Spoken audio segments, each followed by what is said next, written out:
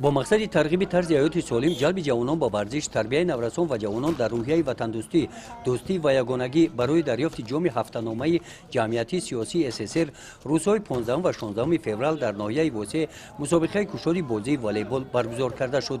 این چهاربینی ورزشی در پیشروی 31 سالگی روز تاسیابی قوای مسلح جمهوری تاجیکستان با پیشنهاد ریاست کار با جوانان و ورزش ولایت ختلان و هفته‌نامه جمعیتی سیاسی SSR و صاحبکاران ناحیه وسه راه اندازی گردید. در این مسابقه ورزشی 16 دسته های والیبال بازان از شهر و دهات های وادی کلوب شرکت ورزیدند. روز اول بازی ها در میدان دهات توگرک دایر گردید. در آن 16 دسته از منطقه اشتراک نموده بین هم قوا آزمایی کردند. روز دوم مسابقه 4 دسته بهترین در بازی فینالی که در میدانچه ورزشی نزد مؤسسه تعلیمی رقم 65 واقع در دهات به نام میرزاعلی وایسف صورت گرفت برای معین نمودن غالب بین هم رقابت کردند. در بازی مرکزی برای اشغال جای اول و صاحب شدن با جام مسابقه دسته های شهر کلوب و ناحیه وسه با هم بازی کردند. بازی نهایت شوق‌آور گذشت.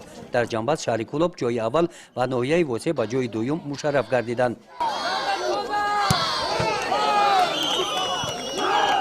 در قسمت جنبستی مسابقه سپاریدن تحفه ها رهبریت ریاست کار با جوانان و ورزش ولایت ختلان و بخش کار با جوانان و ورزش ناحیه وسه نماینده هفته‌نامه جمعیتی سیاسی SSR و صاحبکاران مکافات های تأسیس گردیده را به غالبان سپاریدند.